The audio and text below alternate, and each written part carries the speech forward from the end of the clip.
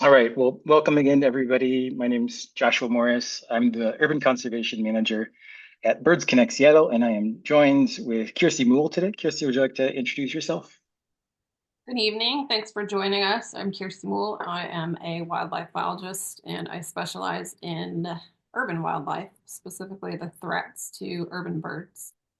Thanks, Kersti.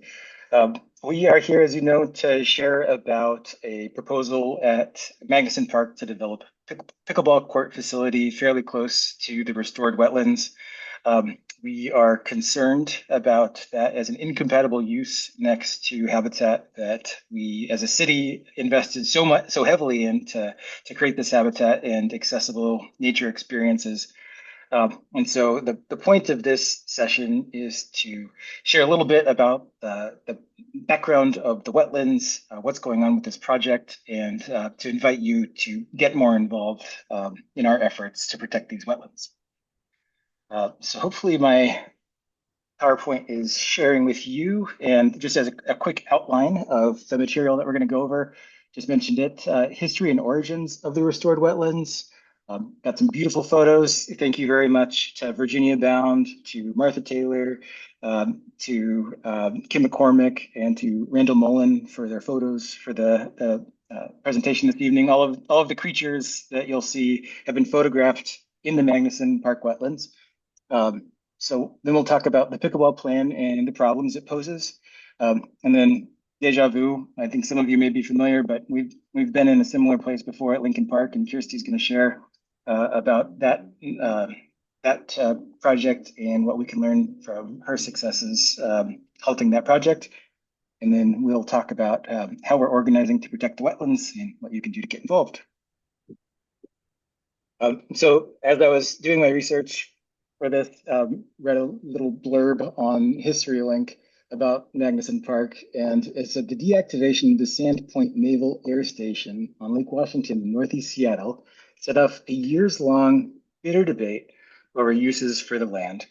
I just thought that that was a useful little bit of history for us to know at the outset that the debate over how to use the land at Magnuson Park is not new. We are now part of a years-long tradition of arguing how this land should be used.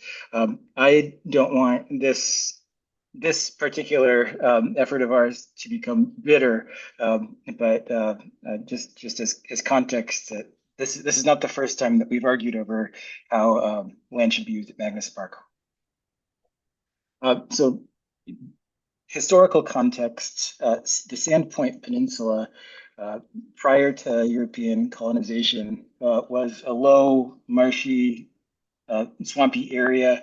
And you can see in this map that the Burke Museum put out that there was even a little lake called Mud Lake by some at the time prior to development. And this was the ancestral territory of Coast Salish peoples. There was at least two villages nearby, one down near Laurelhurst and one to the north of Sandpoint.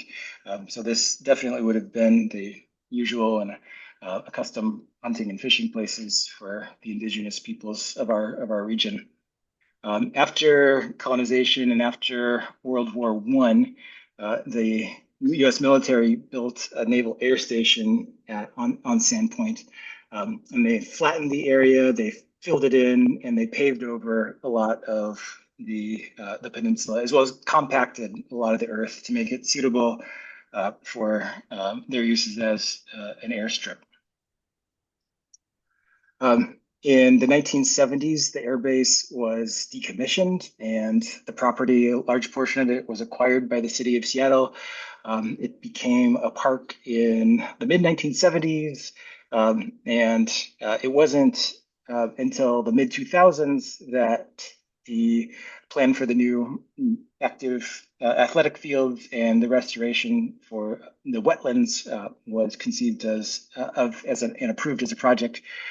So this is an aerial view in 2002, prior to construction of many of the ball fields and prior to the engineering and construction of the wetlands. And this, just for context, is the approved plan for the ball fields and the wetlands. in the current Magnuson Park master plan, the ball fields in green have been built. There are additional ball fields that were approved that have not yet been built, including at the site that we're discussing today at I think it's the E5 parking lot near the wetlands. It is currently approved to be a synthetic ball field with lighting. You'll note on this slide it says proposed pickleball facility. The current master plan does not permit the development of a pickleball facility, so that would have to be amended. But just wanted to show this for context that the current plan did not include a pickleball facility. So here's just some historical images that I think are neat to see and to ground us in how special this place is, because this is it used to be a wetland and prior to development, but not like this. This is totally artificial and constructed, but very intentionally, and it was worked on by landscape architects and engineers and ecologists and biologists. And the design was intentional to create wetlands with different depths that would dry out at different times of the year, some of them that would hold water year round. But it's important that some of the ponds dry up, that they are ephemeral, so that fish can't permanently establish themselves in there, predatory fish and predatory bullfrogs, so that our native amphibians like our chorus frogs or long-toed salamanders have a chance to reproduce. And you'll also notice that some of the wetland area is inaccessible to people, and that was intentional too, to provide some sanctuary to wildlife. So we've heard it said that these wetlands were intended to drain the ball fields, to be essentially drainage ditches, and that is not at all the case. And you can read the planning documents that creating complex habitat and improving habitat quality was absolutely core to the reason that these wetlands were built. Here's some historical photos, 2007, as the sites were being graded. Here they are in 2008, after the grading was finished, and start to fill with water. Here they are in 2009, the first spring. You can see some vegetation starting to grow up. Here the second spring, vegetation is getting a bit bigger. And another important feature of the wetlands was the accessibility. Providing ADA compliant accessible trails throughout the wetlands was also an important part of this project. And this really does provide unique access to wetland habitats to users of a wide variety of abilities. So I bring that up to highlight the fact that nature experience and opportunity to be in and connect with and experience nature was also an important part of why these wetlands were restored. And so here's an aerial view of the wetlands essentially today. They've grown and matured, and until I started working on this project, I hadn't even really been aware that these were totally engineered wetlands. They're 15 years old now, and they have been phenomenally successful. And before we take a look at some of the wildlife that they've attracted, just want to give you a sense of the monetary investment that taxpayers have supplied to this wetland project. So this is not a complete outline of the money that's been invested in the project, but Seattle taxpayers did approve a Pro Parks levy that was $3 million specific for the construction of these wetlands. There were additional state grants and other monies from improvement funds and from the county and from Seattle Public Utilities and cumulative reserve funds. And this was money that was just spent as of February 9th, 2006 during the first phase of the construction of the wetlands, totaling almost $5 million. And there were additional money spent in the phase 2 development of the wetlands, and then additional money spent monitoring the performance of the wetlands and, of course, maintaining them over the years. So the cost to build these wetlands and create these nature experiences is in the millions of dollars. And really, it doesn't make sense to then go and build a facility that threatens to degrade the quality of the habitat and the quality of the nature experience that's available there. And then just also something to point out that the ball fields cost 13 million to build over this same time period. And so the 25% spent to restore nature here, that's a bargain compared to the cost of active recreation. It's always why is nature always getting the short shrift? So I think that we should protect the investment that we've made here in our wetland restoration. So just going to share a few photos. There are, I think, 300 species, plants and animals that have been documented on iNaturalist. 100 native wildlife species, including river otters and deer, pied-billed grebes and their little greblets. Bush tits nest at the site. Merlins hunt dragonfly. There's an incredible photo that is a merlin holding a dragonfly. Coyotes show up. Black-capped chickadees nest here. Pacific chorus frogs. We've got cedar waxwings also nesting. Anna's hummingbirds. Minks. Not great with mammals. We'll say a mink. All right, and so just wanted to show you. I mean, there are so many animals that are not only using the space as habitat but breeding there. This has become an important ecological site, and in fact, they are now the third largest wetlands of their type in Seattle. The only other two wetland complexes that are bigger are at Foster Island and at Union Bay Natural Area. So this is an important ecological asset for the city, and something that I think we need to be doing careful planning around to protect. And so to move on to the pickleball project, I've taken this language from Seattle Parks and Recreation's website. I just want to read it to you so you get a sense of how they're describing it. The project site is at the Children's Hospital Park and Pool lot located to the north of Northeast 65th Street. The budget for this project allows for the construction of 8 to 14 courts with lighting by the end of 2026. A park master plan will be amended to allow for at least 16 to 18 courts with an ultimate build out of 25 lighted courts. However, no SBR funding is allocated at this time for additional courts. So it is anticipated that advocacy groups will seek grants and or donations will be needed.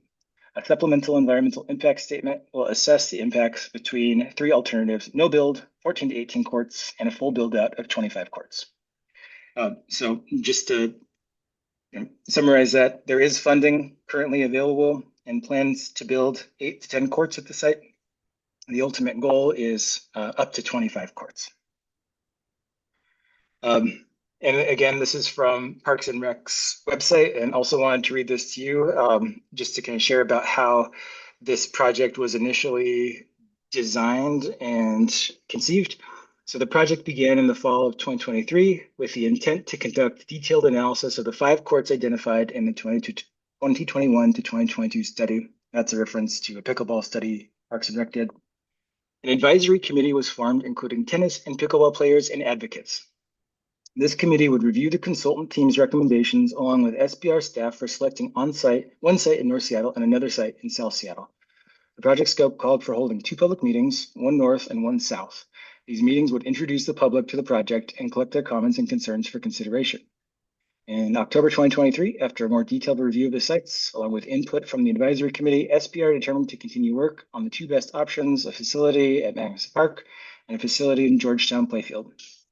And it was also determined that public engagement would be held after conceptual designs were completed for Magnuson Park.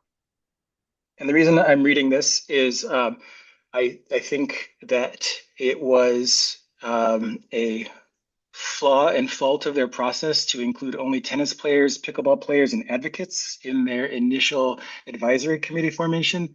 I am personally very conflict averse and would prefer to have had these types of conversations at an earlier stage rather than organizing to fight a plan already in progress. So I wanted to call attention that parks really should be including other stakeholders in decisions like this, and also the way that they should be seeking feedback from larger communities is not necessarily after designs have already been selected, sites and designs have been selected. It needs to be done earlier in the process. So moving on to show you an overlay of this would be the full 25 court build out in context next to the wetlands. The wetlands are shown here in a false blue color. The, uh, the site would occupy most of the lot that's currently there. There would still be approximately 100 parking spots or so left here. They would be very close to a couple of wetland areas within 50 feet at this northern edge, but they are further than 100 feet from the other wetlands, so would be outside of what the law would require for buffers around wetlands during development. That 25 court build out design is not the only design under consideration. These are available on Parks' website too. Just wanted to show that there are alternative layouts that are being considered. I didn't finish this slide, sorry about that, but the pickleball timeline, we are expecting a final design to be released for public review at the end of January 2025, they said. So it appears that they are behind schedule on that. Next, they are also completing a supplemental environmental impact statement, which we anticipate, or Parks shares that they would have by May 2025.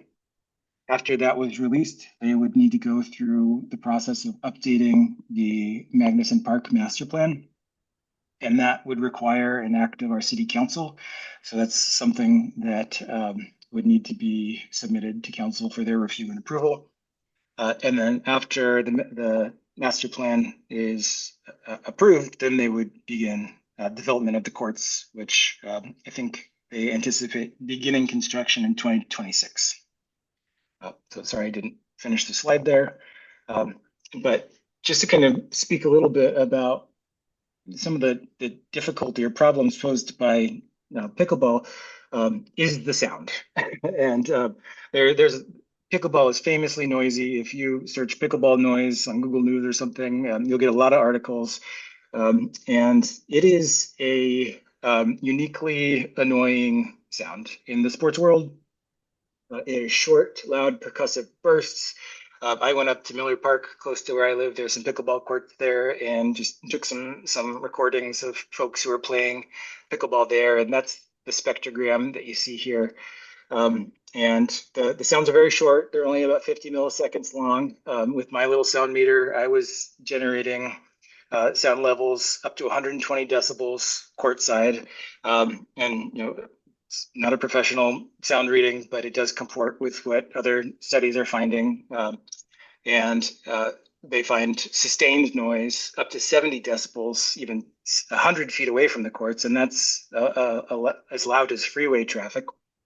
And what I've heard Kersti mention too is that the noise is relatively high pitched. It's about 1200 or 1200 hertz is the dominant frequency, which is the same frequency as a truck that's backing up. So it's an annoying sound. And it is frequent. This was just recording from one pickleball court in use, and it was still a hit about every second when the ball was in play. And so if you have 25 courts, the frequency of this sound is going to be very high. And just as I tried to walk as far away as I could from the pickleball courts and see how far it would take until I could stop hearing it. It was 1,500 feet was just when the sound of the pickleball was at the edge of my hearing. So this is, and here's the sound of the pickleball for you. Hopefully that's got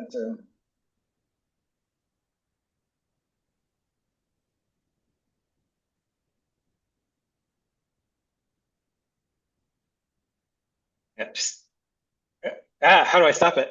It's annoying. Sorry, that's not where I intended the pickleball sound to be, but some of the human-related disturbances that noise like this can cause. And we do know that environmental noise human-related environmental noise is a pollutant, and that is increasingly being called to be managed, especially in protected areas and conservation areas. But it can cause annoyance is a big thing, and there's cognitive impairments from that. There's sleep disturbances. There are avoidance behaviors. I've heard people who are worried that they would no longer find enjoyment at the wetlands and would avoid them. And so that's a potential human impact of this type of noise increase in the area. And then it also is known to affect a wide range of animal species.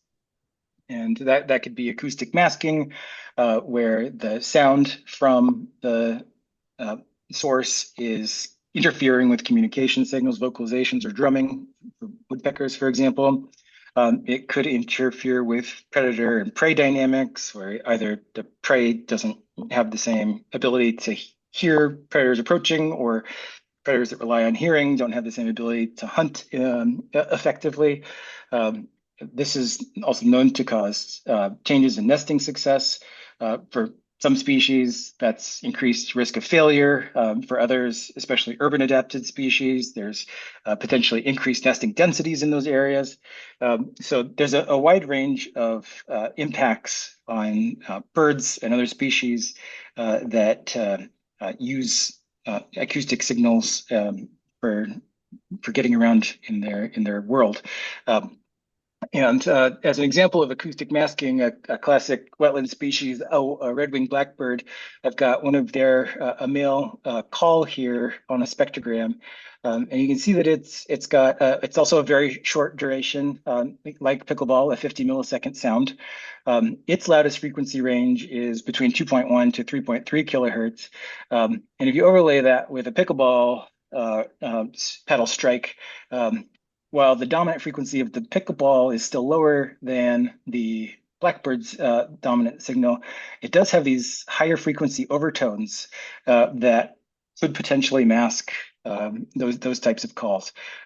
So that type of communication interference is certainly something that is worth our time thinking about as an aspect of habitat quality degradation. And the sound carry, as I mentioned, I was able to hear it 1,500 feet away in my neighborhood.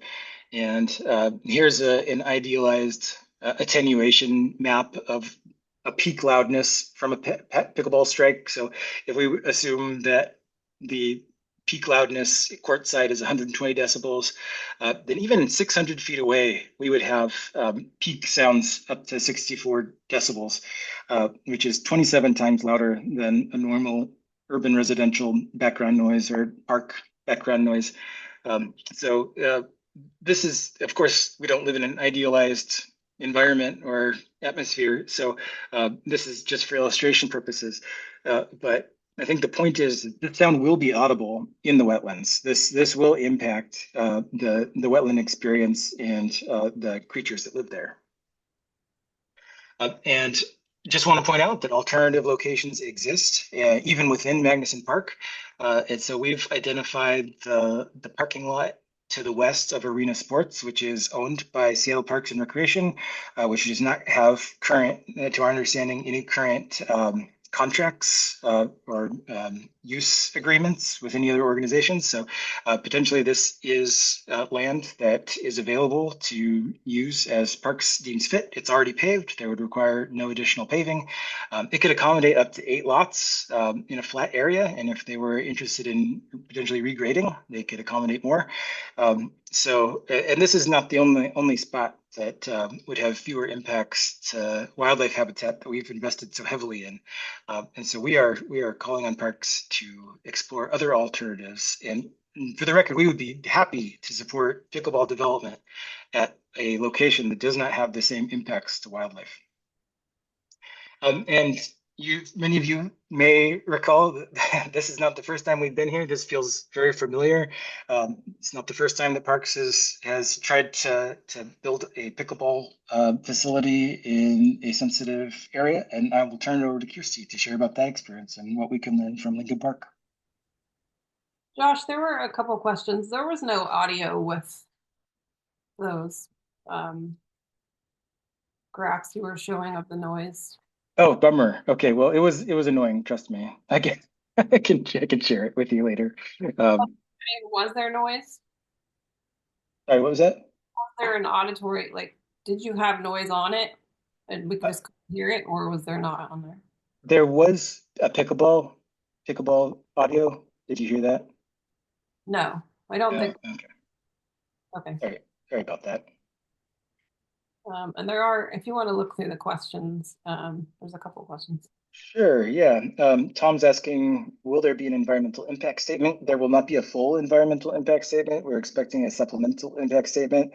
For folks who have experience reading those, they are often very high level and don't examine cumulative impacts and often are only concerned with endangered or threatened species, state listed species. And so it will often they often feel inadequate for really assessing impact. So that's something that we're going to be thinking about and preparing for is for reviewing and responding to any environmental impact statement. Harriet and Harvey say, Josh, we imagine BCS has had longstanding involvement with the development of these courts for pickleball, which Seattle Parks has engaged in with pickleball advocates for at least the last 15 to 20 years. Parks has been having community meetings for a long time in response to players' advocacy. We were surprised to learn just recently that the Parks Department proposal is so highly developed without apparently conservationists being involved until now. Are we late to the game? We are late to the game because we weren't invited, and that was my understanding of their Parks' description of the process. Their advisory committee was only tennis players and pickleball players, and I certainly didn't receive an invitation to participate in any of the planning, and I'm not aware of any habitat restorationists or other environmental groups that were involved. Um, and Harriet and Harvey are also asking what other outdoor organizations is BCS involved with to oppose these courts. We are still organizing other organizations to work with, but we anticipate there are a number of community groups and friends of groups and neighbors, concerned individuals who we would like to get involved. And the invitation for you to join our advocacy coming up. Harriet and Harvey also asking, is building with interior courts an option? Possibly, there are a lot of warehouses on the north end of Magnuson Park, and that's something that some folks are exploring. It's my understanding that renovating or retrofitting those facilities to make them usable would be cost prohibitive, but that is, I don't really know at this point. Elaine is saying the SPR description of the project you've just shown stands in the light of the mayor's upcoming acts to environmental education as the deepest flaw in good planning and in planning good for our community. Thanks, Elaine. Harriet and Harvey are calling out the gross equity issues here. Only 4 courts in Georgetown to serve all of South Seattle versus dozens in Magnuson. Where was South Seattle input to SPR? Thanks for that, Harriet. Yeah. Miranda wholeheartedly agree that SPR was an error for not diversifying the groups they consulted. Yeah, thank you. Sorry, Stuart, you didn't hear the sound. I'll send a follow-up email with the audio file. I'm not the most sophisticated user of Zoom webinars. I apologize. Vicky's asking, do you know how much revenue the city will forego by reallocating the parking lot to a pickleball court?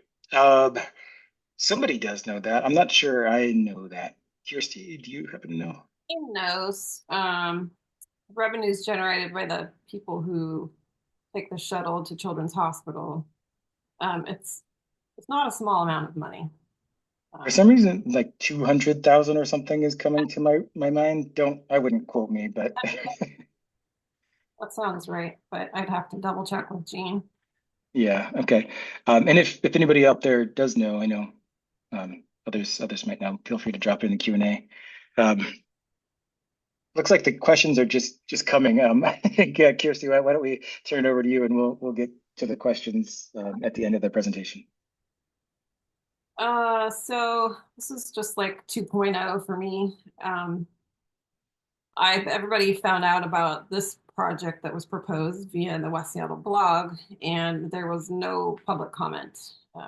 We just found out about it, and so somebody called me and like hired me, without paying me to consult on this problem, and I looked into it and I immediately started a petition. And so I'm basically just going to talk about the timeline of what I did and what we did and what worked, what didn't work. Um, I went out and did a time use study of the courts, either dedicated pickleball courts or shared pickleball tennis courts in West Seattle, and found that they weren't being used to at the rate that Parks was claiming that they were. They were saying that there was such a great need, but what I was finding was quite the opposite. And the pickleball people also did their own studies and found the same result. So there was no bias on my end. Um, I started a steering committee with a group of people, and we met weekly.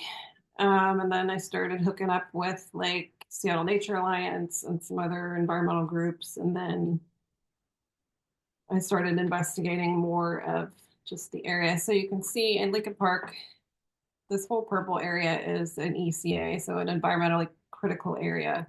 And if you see, like, Parks is conveniently just cookie cutter stamped out where the ball fields are. So that's the active recreation area.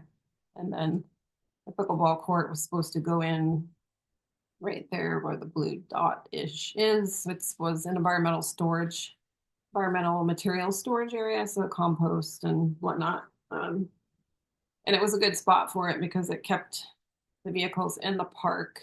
Um, so they're currently driving over to Beacon Hill or somewhere crazy to get the materials. So I wrote a formal letter to Parks because I grew up in this park. I've done official scientific surveys and research in this park for decades, and so I have a lot of historical knowledge about the wildlife and the usage of the park. They completely just ignored us. The petition gained a lot of traction. A lot of people were signing it. A lot of people were sending out letters, but we were just getting this template response back from Parks. At this point, I think I reached out to Josh because getting Birds Connect, and at the time was Seattle Audubon. They're very helpful. And then we made Birds Connect made an action alert. So it sent emails to city council and the mayor, I believe. I don't remember except all the people that were on it. But it generated, I think, Josh, correct me if I'm wrong, over 1,500 emails in one day. Yeah, I think it was 1,400. And it was in a couple of days, but it was our most well received and acted upon action alert that we've ever sent out. Yeah. I want to go to the next slide. So some of the problems that we were running into immediately was this area is designated an environmental critical area and a priority species habitat area. So they wanted to put a dog park in right next to the pickleball courts. So you could see the old environmental material storage area used to be tennis courts, but they hadn't been tennis courts for about 30 years. The surface of the courts was completely degraded. They had, tens of thousands of pounds of eco blocks on them. And you can see that there's leaf and needle duff, 100% of the year. So because there's redwoods around there and they shed year long, and so the court surface is bad. And in those surveys that Parks did with tennis players and pickleball players, they had their top three things, and the court surface was one of the top five. It needed to be a really good court surface. They weren't going to get a good surface there. It was very, very dangerous, very slippery. In fact, that's why people stopped using it as a tennis court. And the area where they wanted to put the dog park drains directly into the sound there, where there's 5 endangered species, so that priority species habitat area. So I knew that the dog park was going to be a no-go kind of from the beginning, even though they were really pushing it. So my petition was dual. It was for the off-leash park and the pickleball courts. We had protests.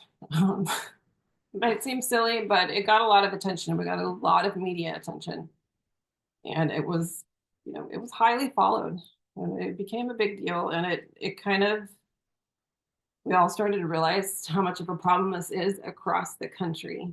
It is a huge problem. Um, and then Josh and I and Seattle Nature Alliance and Marty Westerman, I can't remember the organization he was with at the time, but they're not active anymore. But we were on a team with parks, and some of us were there to be wildlife experts. And we were, we got them to commit to doing a wildlife study, a noise study, which they never did. But they did stop the project to do the study. They said, we're going to halt it for 2 weeks. And they had interesting ideas about how to actually do these studies, and it was just not scientific at all. And then I'm not sure if I mentioned I got a lawyer at this point as well. And that was pretty crucial because they seemed to be kind of just steamrolling ahead of any common sense. And it turns out they were breaking quite a few little laws here and there. And let's just go through the slides some more so you can see. So there's one of the ball fields. You can see the court surface there. It's right up against this area. And,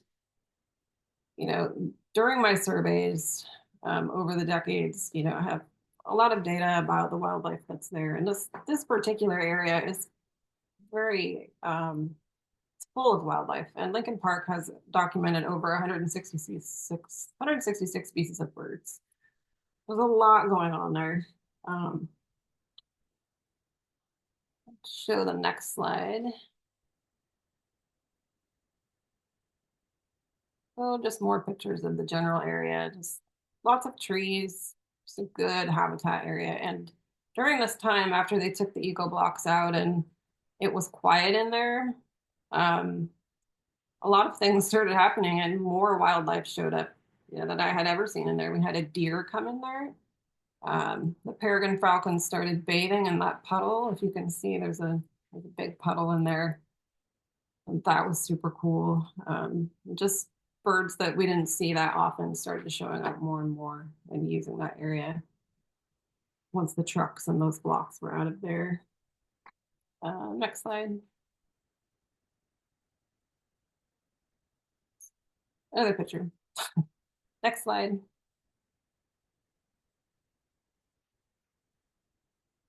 And so they said they weren't going to cut any trees down, which is great, but they were going to have to trim substantially, which would hurt those trees. So you can see kind of the black line where the drip line is, so to speak, and it's completely over the court surface. So the red line represents where the court would be. So it was just completely covered by trees, and they would just consistently be full of that leaf litter year round. And these weren't going to be covered courts. They weren't going to, in the top 5 things that they asked for, covered courts, lighted courts, bathrooms right there. They weren't going to get any of those things. So they were going to spend all this money to build these subpar courts for people and give them nothing that they asked for. Next slide. This just shows where the new fence was going to be and how far under the trees it actually was. Next slide.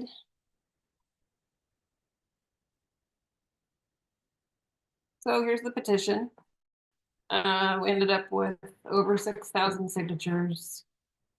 And at the end of the day, it was the outcry from the community that stopped this project.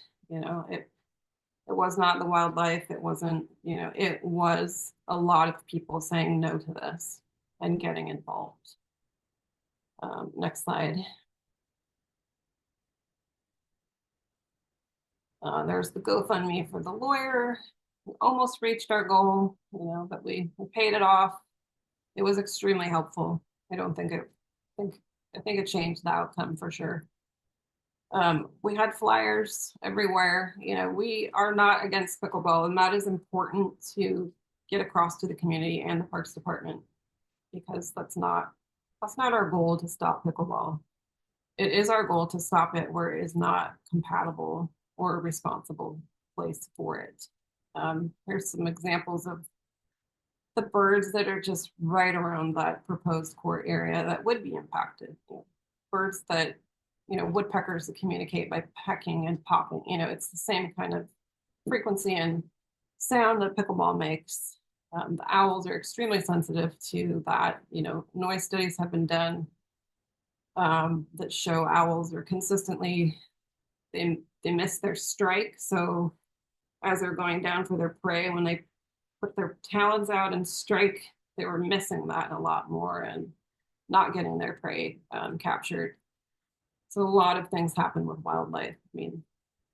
And each species is impacted differently. You have deep forest birds and birds that really need quiet. And you would have predators that would benefit from the lights. It's just all hundreds of different problems that we could get into.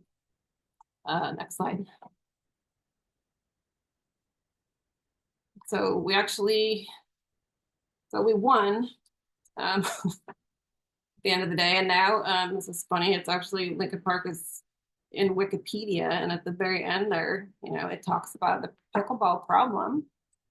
And it says, it was rejected in 2024 after public outcry from local residents and conservationists, particularly birders. So take credit for that. It got on every news outlet. So there's KOW. Next slide.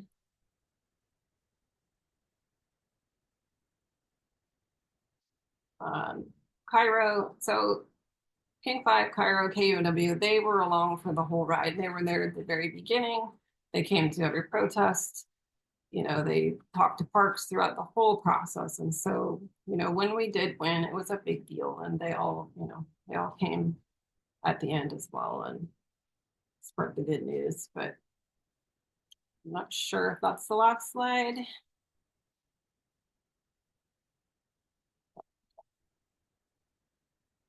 So Parks made an official statement about making great progress finding another location, which we did that for them. We did all the work for them. We found other places and they went off to look at that. And, in our meetings with Parks, they really like the idea of creating these habitat corridors and these green spaces that stay for nature. And they kind of dropped the ball on that. I don't know where. I've heard nothing back. I've reached out multiple times and I don't know where they're planning on putting the new courts. I don't know if they're going to at all. But they promised pickleball courts, in West Seattle, but they're not happening. So both sides of the fence are getting, not getting what they promised. So my issue with this is, this is Parks overreaching again. This is Parks doing the same exact thing, trying to put something where it doesn't belong. They're not respecting, the thousands and thousands of people who enjoy nature as their recreation. They're also in a budget crisis. Our trees are in crisis. And, they plan on removing trees for the Magnuson Park courts. We have poor management of our parks. We're in a drought year after year. We have invasive species killing the trees. I've been working at Green Lake with multiple entanglements of owls getting caught in fishing line. And, every few months we have cleanups where we go around the lake and we're cutting the fishing line out of the trees. And we've asked the Parks Department for help because a lot of the fishing line is up too high and we need the parks arborists to help us. But they don't have money to do that. So the Parks Department doesn't have money, to take care of off-leash dogs on the beach, to keep their trees alive, to do a lot of things that matter for our parks. Our parks are falling apart. But somehow they keep pushing these niche issues. Um, so that's my issue here, is that they're doing this again. So that's it for me. Thanks, Kirsty. That's great. And it's really hopeful to have a recent example of a success. Um, and it can be really discouraging at first. You mentioned just the lack of response, the forum responses we were getting from parks. But it really does take sustained advocacy and a lot of people making noise. So that's where you all come in, and this is our invitation to you to join us. And I presume that the reason you're all here is because you want to get more involved. And we have a lot of different ways of different degrees of effort available to participate in. One thing that we are going to be organizing is monthly public comment at the Board of Parks Commissioners. The next one of those meetings is on Wednesday, February 26th at 6:30 p.m. So I know I will be there in person. They meet downtown. Zoom is also an option to provide public comment. And I know a number of other folks are going to join me in person. And so I invite anybody who's interested to. I'll be sharing a volunteer interest form at the end of our meeting today, and you can let me know how you'd like to get further involved. Just let me know that you want to join some of the public comment, and I'm happy to provide guidance to align talking points. If providing public comment isn't something that you've done in the past, yeah, happy to share pointers. But this is going to be a useful tool for potentially getting this commission to acknowledge or ask questions, maybe press on council members for excuse me, additional involvement or oversight. So I do encourage you to consider joining us for public comment next Wednesday. If that's not your thing, I do invite you all to go to the wetlands and to keep getting to know it, especially if you can take somebody who maybe hasn't visited or known the history and how special and unique these wetlands are. And we have a couple of organized bird outings coming up. On February 25th at 10 o'clock a.m., I will be out in the wetlands with Jan Bragg, who is a Magnuson Park and birding expert. So we will be sending invites out for this. There's a limit to the number of attendees we can accommodate out there. So we'll be limiting it to 30 people. But we'll also be holding a second one on March 3rd at 10 a.m. with Martha Taylor, Carol Fury, and me too. Again, more Magnuson Park and birding experts. And we also intend to schedule more bird outings on weekends at other times to accommodate more people. But beware, of course, we're not just asking you to go birding. There probably will be an ask to get more involved, to tell a neighbor to sign a petition. There will be more a call to action given to you if you attend those. So I guess fair warning. And please also help us with community science. So we have an idea for designing and piloting a new urban quietness monitoring project. Sound impacts from this particular source in this environment have not been studied. And so we are, if the courts are developed, there is an opportunity here to contribute to the knowledge base on how recreation associated noise impacts potentially affect the soundscape and habitat quality. So if designing research or participating in community science is your thing, there's an opportunity there. You can also document the biodiversity of the wetlands. And there's a number of platforms, eBird and iNaturalist are popular. You can submit observations of nature to either of those projects. We also at Birds Connect Seattle operate the Neighborhood Bird Project. It's monthly bird surveys. We have a crew that goes out and monitors at Magnuson Park every month. We've been doing that for decades, so I have a huge body of data and bird observations there that you can keep building on. And they always need volunteer people to help go out and count birds. And then also, I'm looking for help with people who might want to do some online computer-based research to identify the primary sound frequencies of that wetland species are using. And I'd be happy to discuss and train folks how to do that. And of course, we need people to spread the word. So if you're on social media, you can share about this. We will generate some post content material and graphics that you could use. And I've been in touch with one woman who's going to write an op-ed, but if writing is your thing, you could write blogs. You could engage the traditional media and do outreach to neighbors, community groups, other organizations. And I've got a volunteer interest form that you can find by visiting this link. I'll hold it up for a minute, but I'll also drop a link in the chat. We will also send a link to a petition. We've got a petition that will be live by the time I send a follow-up email to this meeting. And so we appreciate your assistance signing that and circulating that among people who would also like to see the wetlands protected. That is the content for tonight. So I'll stop sharing my screen and we can answer some questions.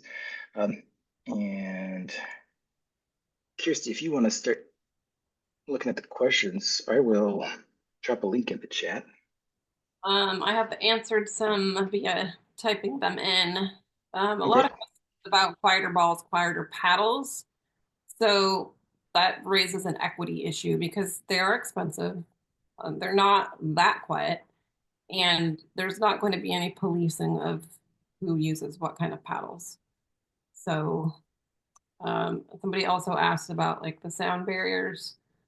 Those don't really work either because it sends the noise up and over, and sometimes it's actually louder.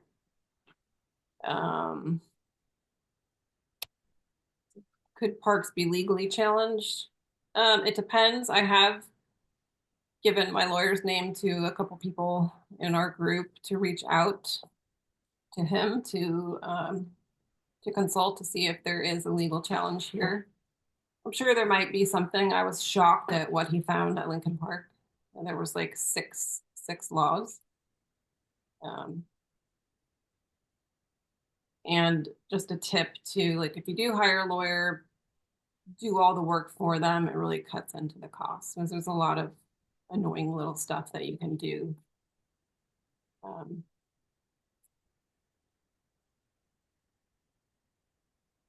we have any ideas of what the noise level would be at the housing developments? No, Yeah. I don't. Yeah, and it would be interesting to get some sound professionals to think about that. Yeah, I know. So the Walt Hudley courts in West Seattle, I can hear them 3.5 blocks away, especially, depending on what the weather's doing with how the wind is blowing. I can hear it over 35th Avenue, which is close by. It's a busy road. I can hear it over the planes, the trains. It's loud and it's constant. A lot of people will argue with you and say, it's no different than the sports that are going on or, the buses and the traffic that's going by. It is a completely different sound. It's percussive, it's constant, it's annoying. And we haven't evolved with that sound. So it's what we call a novel sound. And wildlife has not evolved to adapt to that sound, and neither have we. And there's studies of how it's impacted children that live nearby a factory that has a similar sound, or it was a very quiet town. And now they have this sound, and the children are not doing well in school, and they're very unhealthy, and it is correlated to that that constant noise.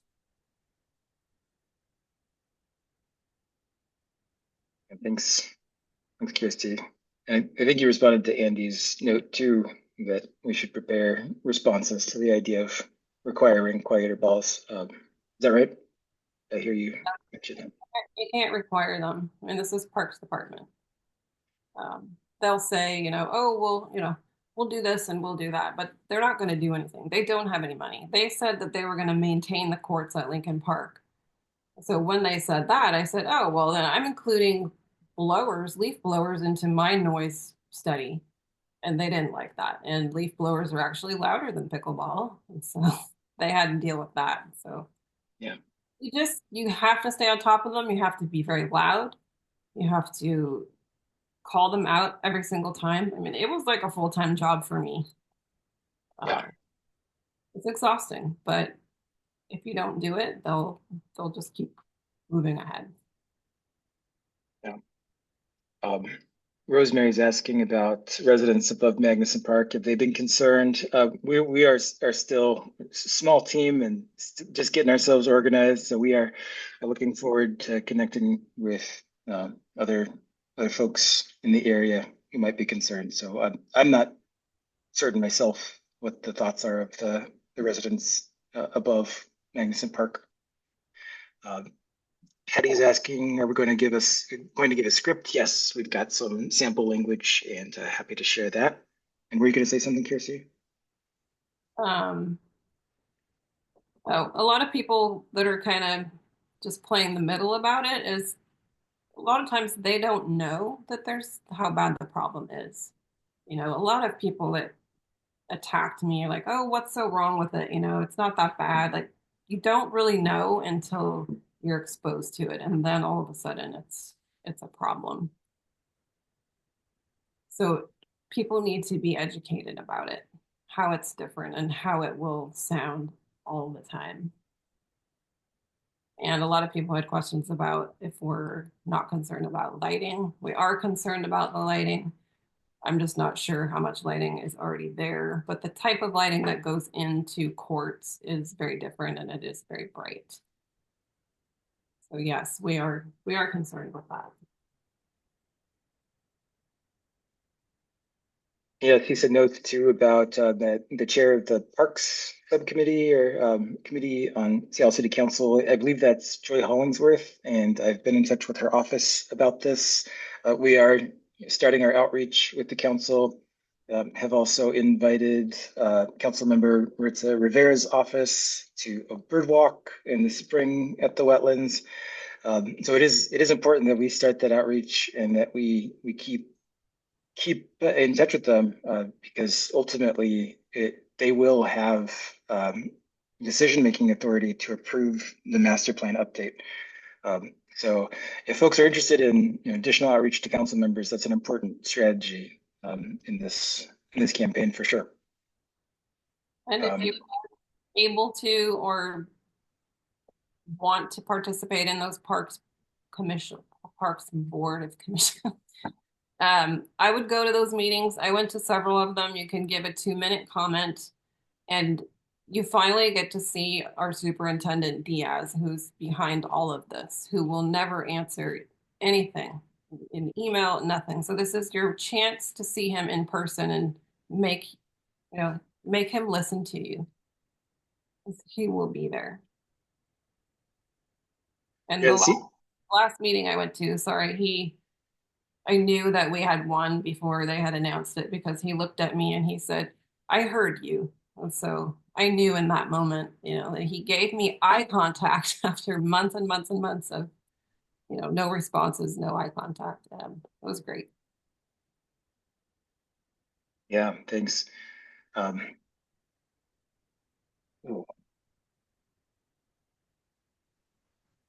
Sorry, somebody had a question about how many people were here tonight. I think our high point was 93. We had 189 people total register. We've still got 79 people. Thanks for still being here. I know that there are still some questions out here that we have not answered. It is 8 o'clock and I'm going to be respectful of everybody's time and suggest that we call it an evening. However, I am looking forward to continuing to work with all of you. Please do, if you are interested in getting more involved, let me know how you'd like to participate. Everything helps. If you're only willing to send an email from home, that's great. But I do want to be able to capture that information so that I know you're willing to do that. So please submit that volunteer interest form. We'll be in touch as soon as we can. We are a small team, so thank you for your patience with us. But we are trying to get more organized around this because this does feel like a really important investment in habitat restoration that we need to protect. Kersti, any final words for folks? Um, does anyone want me to put my email in the chat? I'm happy to answer any questions that we couldn't address here or help you if you're having a problem somewhere else. Yeah, why don't you go ahead and drop it in if you don't mind.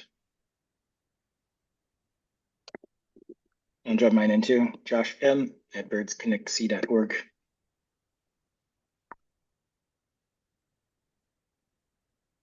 All right. Oh, did you drop yours in, Kersti? Are you getting there? There it is. All right, I'll give everybody a minute to take a look at Kersti's email. And thank you, everybody. Thank you, Kersti. Really appreciate you being here and everybody for calling in. And I'm looking forward to working together. So we will be in touch. Thanks, everybody. Thank you. Bye. Bye, Josh.